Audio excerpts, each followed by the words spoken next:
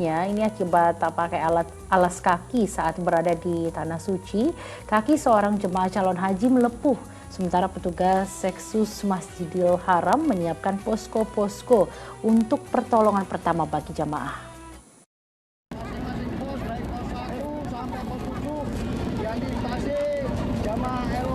Dengan sigap, petugas sektor khusus Masjidil Haram langsung mengevakuasi seorang jemaah calon haji yang kelelahan. Petugas langsung menggendong korban dan memberikannya air untuk memulihkan dehidrasi. Meski ini hanyalah sebuah simulasi, namun dengan adanya petugas sektor khusus atau Seksus tersebut akan membuat jamaah merasa aman. Nantinya, tim perlindungan jamaah akan bergerak dari Hotel Kiswah ke Masjidil Haram, sehingga jamaah haji yang sedang tawaf kudum akan merasa aman dan nyaman. Tentunya ini apa yang kita lakukan sebagai bentuk hadirnya pemerintah terhadap pelayanan jamaah, khususnya jamaah Indonesia yang berada di tanah di Arab Saudi khususnya. Kita berharap dan berdoa mudah-mudahan tidak ada yang terjadi. Atau juga kalau ada yang terjadi, maka kita sudah siap dengan hal-hal yang kita sudah lakukan tadi. Sementara itu, salah seorang jemaah calon haji asal Tuban, Jawa Timur, telapak kakinya melepuh saat menunaikan ibadah haji. Hal tersebut terjadi saat ia pulang dari Masjid Nabawi ke hotel yang berjarak sekitar 400 meter, tidak mengenakan alas kaki karena sendalnya hilang. Akibatnya, telapak kaki melepuh karena suhu udara yang panas mencapai 42 derajat Celcius. Petugas PPIH Embarkasi Surabaya mengimbau agar semua jemaah calon haji yang akan berangkat untuk selalu mengenakan alas kaki dan sering minum air putih untuk menghindari dehidrasi karena suhu udara yang ekstrem. Tim Liputan melaporkan. Masya Allah, kita doakan agar perjalanan ibadah haji tahun ini berjalan lancar dan tidak ada hambatan yang berarti. Amin. Nah Ustaz, ini kan bisa dikatakan sebagian besar jamaah calon haji asal Indonesia ini kan sudah berusia lanjut nih Ustaz. Sebenarnya apa saja sih yang perlu diperhatikan agar kondisi fisik nih bisa selalu fit sampai hari Arafah tiba nanti? Ya, ini sebetulnya sudah berkali-kali ya. Apalagi saya juga menyampaikan kepada jamaah dan juga kepada penyelenggara BPIH haji ya. Jadi artinya ketika manasik satu sebelum manasik itu selalu diberikan pemahaman kepada para jamaah bahwa ini ibadah yang juga melibatkan fisik ya. Jadi memang bukan hanya permasalahan ruhiyah saja, tetapi jasa dia ini juga harus kemudian kita kita persiapkan ya dengan seksama begitu. Jadi mulai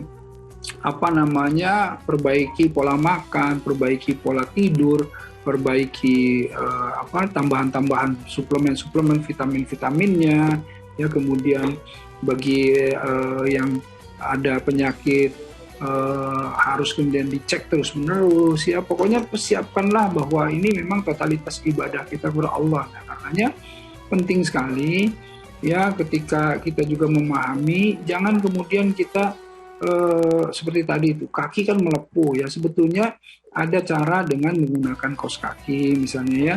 Dan kemudian ada khusus misalnya ketika kita berjalan ya, kita melihat tata cara dengan melihat ketika panas terik apa yang harus dilakukan. Itu sebetulnya pembimbing itu semua sudah menuntun. Kadang-kadang suka bandel juga ya yang namanya jamaah itu gitu ya. Kadang-kadang saya juga waktu itu bimbing, tiba-tiba dia keluar dari rombongan ya, dan kemudian seharusnya kita beristirahat, dia malah tidak istirahat, walhasil kemudian tumbang ya, badan fisiknya tidak kuat dan lain-lain. Ini sebenarnya sudah diatur. Jadi intinya masuklah ke dalam tuntunan ya, seperti tadi kenapa kaki melepuh, nanti itu ada antisipasi supaya nggak melepuh seperti apa gitu ya. Dan kemudian kalau sudah misalnya tidak kuat, jangan memaksakan, ayo kita pakai kursi roda, ada ini, ada segala macam ada sebetulnya ya. Dan itu sudah terfikirkan asal kita berkomunikasi dengan baik dan kita masuk ke dalam tuntunannya gitu insya Allah. Ya, jadi memang intinya semuanya sudah diatur. Nah, jadi balik lagi ke diri kita sebagai jamaah yang harus mengikuti peraturan yang sudah dibuat gitu ya Ustaz ya. Nah Ustaz, tapi ini kan mungkin kita nih agak kaget gitu ya Ustaz ketika kita ada di Indonesia, suhu di sini ya terkadang panas, kadang juga enggak gitu. Pas tiba-tiba di Arab suhunya bahkan di atas 40 derajat Celcius seperti saat ini.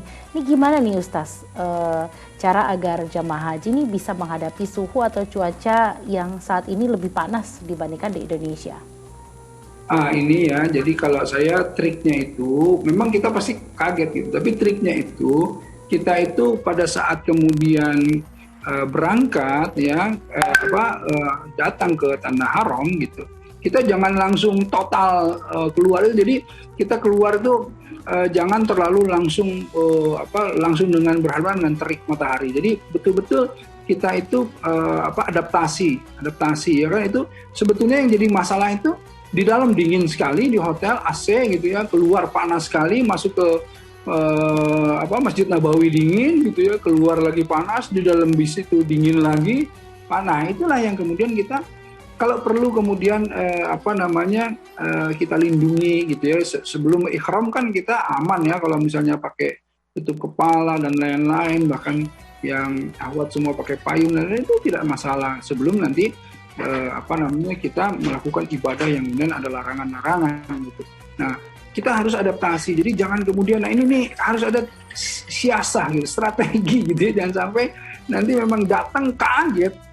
Biasanya langsung batuknya, langsung gatel, kadang-kadang ada yang demam. Malah saya juga selalu kalau saya bimbing saya ingatkan gitu ya, bagi yang kuat selalu mendampingi yang lemah dan lain-lain. Pokoknya kita benar-benar membuat sebuah tim yang solid gitu di sana, yang saling memperhatikan, saling bagi suplemen, saling bagi memperhatikan makan, saling mengingatkan jangan bandel, jangan panas-panasan, jangan ini, jangan itu dan lain-lain. Ya memang harus cerewet, tapi insya Allah ini untuk kebaikan kita bersama semua. Ya, karena memang pembimbing lebih tahu gitu ya Ustaz bagaimana suasana di sana dan apa saja yang harus dilakukan oleh para jemaah agar ibadah hajinya ini tetap bisa berjalan dengan lancar. Baik, terima kasih Ustaz Erik atas waktu dan tausiah yang diberikan untuk seluruh pemirsa Ajwa TV. Sehat selalu ya Ustaz. Assalamualaikum warahmatullahi wabarakatuh. Amin. Waalaikumsalam warahmatullahi wabarakatuh.